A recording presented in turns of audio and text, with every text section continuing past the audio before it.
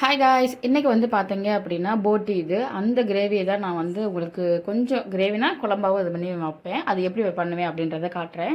அது வந்து ஒரு 1/2 kg கிட்ட வாங்கிட்டு நல்லா கழுவி எடுத்துக்கோங்க. அதுக்கப்புறமா குக்கரை நல்லா காய வச்சுட்டு அது கரைஞ்சதுக்கப்புறம் எண்ணெய் லைட்டாக ஊற்றி காய வச்சுட்டு சின்ன வெங்காயம் இதுக்கு வந்து நிறையா தேவைப்படும். இது கொஞ்சம் நல்லா டேஸ்ட்டாக இருக்கும் சின்ன வெங்காயம் வந்து அதுக்காக. அப்புறம் இஞ்சி, வெள்ளைப்பூடு, தேங்காய், 2 தக்காளி, அது வந்து கொஞ்சம் புளிப்பு தண்ணி நம்ம புளி இதெல்லாம் ஊற்ற மாட்டோம்ல அதுக்காக. அதுக்கப்புறமா காய வச்சுட்டு சின்ன வெங்காயம் கொஞ்சம் நிறையா போட்டுட்டு நான் அரைக்கவும் கொஞ்சம் எடுத்துப்பேன்.